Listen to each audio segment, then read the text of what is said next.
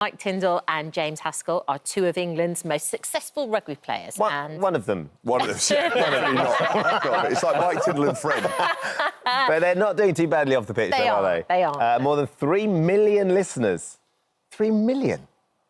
Sorry, what can we say? Guilty. Tuned into their chart-topping podcast, The Good, The Bad and The Rugby. In our house, we are guilty of listening to it as well. The boys have teamed up for their second book, The Good, The Bad and The Rugby. This time it is personal, along with Alex, who isn't with you this morning, but we are missing you, Alex.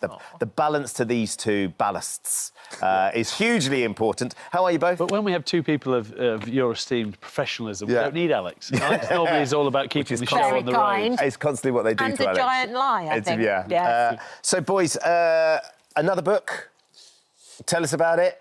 Yes, well, do you want to go? No, so we basically, the first one we wrote was really interesting because it was kind of a story of how the podcast had come about, and it ended up becoming Sports Book of the Year. So I decided to write... Hold on, you're award-winning... I know, I don't know. I'm a Sunday Times bestseller, I don't want to go on about it, but that's my other 7 books I've written. Oh, boring. It's funny, I hear that every day. Yeah, you do. That's all I've got to say. But so we basically wanted to get together again because Mike will never write an autobiography. It's not of any interest to him. So he's obviously told his kind of story about his rugby journey and his relationship with his father and kind of all the bits and pieces that kind of got him to where he's going. Alex was the face of broadcasting for 20 years in Sky Rugby. He's obviously had some mad journeys from apprenticeship to one day being the T-boy, getting an opportunity and then being propelled into TV. And when I started the book, my father had just sadly passed away. Yeah. And I sort of getting separated.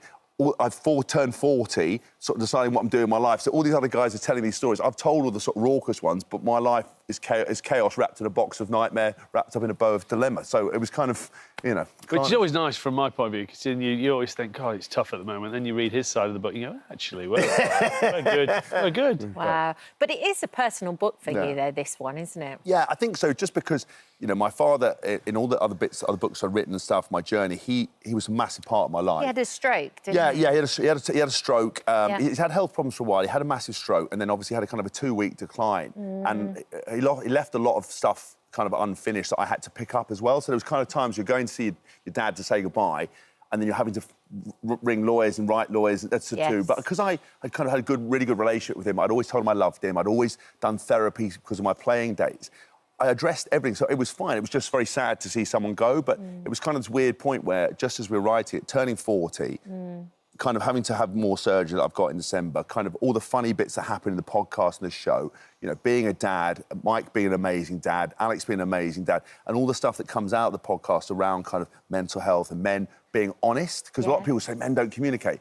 We literally lay it bare all the time, and it's important in the book to sort of talk about how I felt and how Mike felt, you know? I think that's quite... Because obviously my dad comes up in a book about also how how your dads shape who you are in terms of, from a rugby perspective. Like, your dad was always a fan, didn't play that much, did he? Whereas my dad always thought he was amazing at rugby. He played in a time when he played at Otley and, you know, John Spencer, who was playing for England at the time, he was like, he used to say he was better than him and all this, and then he always says he was better than me.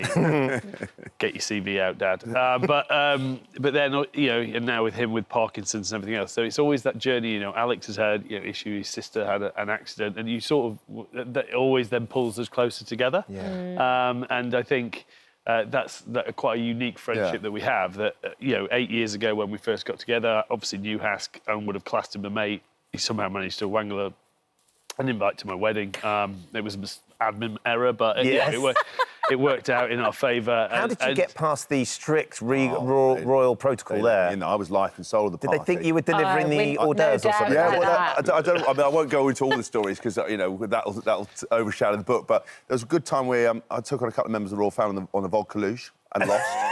I actually beat them. You lost? I beat them, but Tins is such a kiss bottom. Kiss bottom. Such a kiss bottom that he told that I lost. But I beat them all.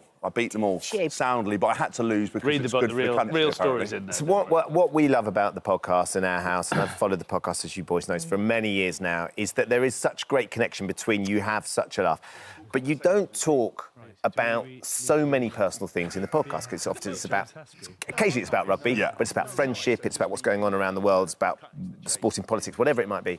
You have talked a lot in this, James, about your fathers, which is really, really important. But also you've talked about Chloe and your relationship with Chloe and being a dad and having to go through the separation as well, and actually how crucial that relationship's been. Yeah, very much so. Look, Chloe's an amazing mum, an amazing woman. She's, like, so talented and smart and brilliant at what she does.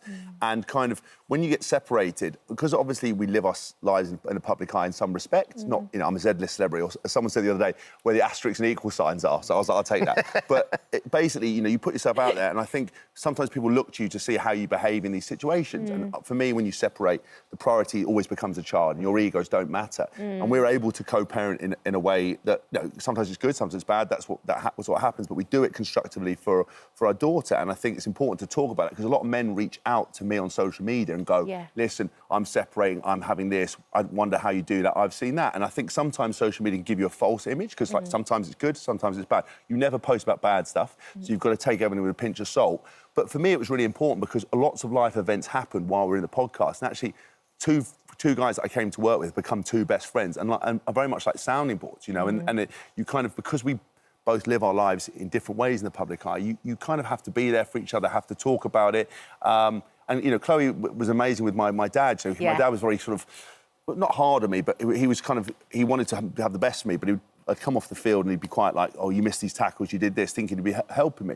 And I remember Chloe once took him to one side and said, listen, he's hard enough on himself. Could you have a minute? And my dad, all he would ever want to do was make sure he could help people and love people. So he just was always better. He'd wait and he'd do it differently. So he took her advice on board. Had your back, yeah, right? always had your back. She's got my back now. She's always great like that. And you know, and our daughter's amazing. And hopefully you can keep that process. It's not always straightforward, but you've got to try. Your girls are a bit older than Bodhi, I think, aren't they? Yeah. So are you sort of offering advice to him about what's coming? No, I'm still living it at the moment. But I think so a little bit. You know, that's really also the great bit about the pod is you do get to talk about that as well, and we do a little thing called the lock-in as well, which is more about our personal, even more about our personal lives and what we do away from the pod and away from everything else. But you know, Lucas was basically born on the pod, so it's been just a great journey. I don't think, I don't want to sort of skew his girls are hard, but you'll be fine. But I tell you what, because again, when we first met Mike and I got invited to the wedding, I thought we